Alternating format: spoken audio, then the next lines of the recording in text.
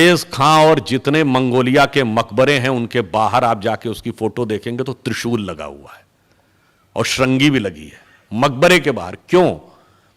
आप किसी से इतिहास में पूछिए तो कहते मंगोलों का धर्म क्या था, कहते तेंद्रिन था। तेंद्रिन और कुछ नहीं था, तंत्र शब्द का अपभ्रंशी तेंद्रिन है और तंत्र के देवता भगवान शंकर हैं, इसलिए मकबरे के बाहर त्रिशूल लगा है। वहां तक जाके हमारा भाव जुड़ता है। और इतना ही नहीं, अभी माननीय मोहन जी ने कहा कि हिग्स बोसॉन तक दुनिया पहुंची।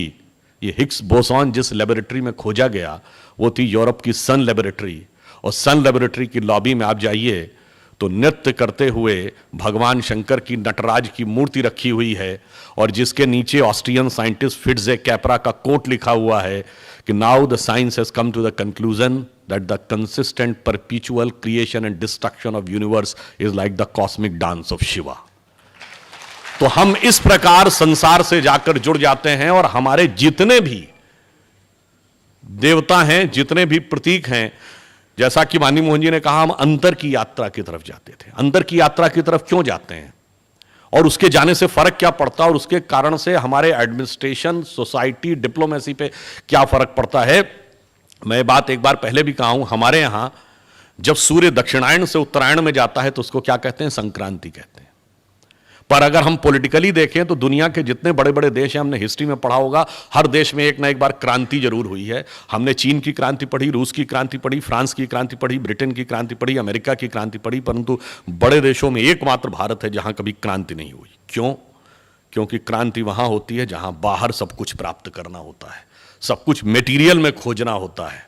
परंतु जहां अंदर की यात्रा करते हैं तो जब हमारी मन की जो धारा है वो नीचे की तरफ होती है, जब भी आप कभी ध्यान लगाएं तो आप देखें बड़ा पॉजिटिव चीजों पे आपका ध्यान नहीं जाता है, निगेटिव चीजों की तरफ जाता है। मनुष्य पे यदि मर्यादा और नियम का दबाव ना हो तो वो पाश्विक प्रवृत्तियों की तरफ भागता है, यानी बलपूर्वक जो चाहे सुख भोग की चीजें इकट्ठा कर ले। जब हमारी धारा जो डाउनवर्ड है वो अपवर्ड होती है तो हमारे अंदर क्या घटित होती है? संक्रांति। इसलिए इस देश में क्रांति नहीं होती, इस देश में संक्रांति होती है। और उस संक्रांति का यह भी अर्थ समझिए, गुजरात की धरती पे भगवान कृष्ण को विशेष पूजा जाता है। आपने कभी ध्यान दिया, भगवान कृष्ण चूंकि काले हैं, जब आप ध्यान लगाते हैं तो आपकी आंखों के सामने श्याम वर्ण होता है। और जब आप गहराई से उस चेतना में उतरते हैं और आपकी मन की धारा जो निरंतर डाउनवर्ड्स है उसको कंट्रोल करने में सफल होते हैं और उसको अपवर्ड करते हैं, तो धारा का उल्टा क्या होता है? बस यही राधा कृष्ण का संगम है। यानी जब आप जाकर अंदर ध्यान लगाते हैं और आपकी प्रवृत्तियां ऊर्ध्वगामी हो जाती हैं, तब आपको वास्तविक आनंद की अनुभूति होती है। और अंदर जाकर क्या प्राप्त होता है? देखिए, भगवान कृष्ण ही जो हैं वो राधा कृष्ण के तो प्रतीक हैं ही, परंतु इसी के साथ साथ एक बात और देखिए, उनको मक्खन बहुत प्रिय है। वो हंडिया में से मक्खन खाते हैं और उसको तोड़ के खाते हैं, मिट्टी की हांडी को, और फिर वो निष्काम कर्म के प्रतीक भी बनते हैं। इन सब के पीछे हमारी चेतना का वह रहस्य है कि मक्खन क्यों प्रिय है।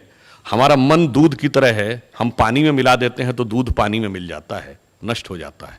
परंतु यदि इस दूध को स्थिर कर लें वो दही बनता है, दही को मथ लें तो मक्खन बनता है, मक्खन को पानी में डालिए तो वो मिलता नहीं है। तो निष्काम कर्म व्यक्ति संसार में आकर तभी कर सकता है जब अपनी चेतना को स्थिर कर कर मथ कर उसमें से नवनीत निकालने में सफल हो जाए।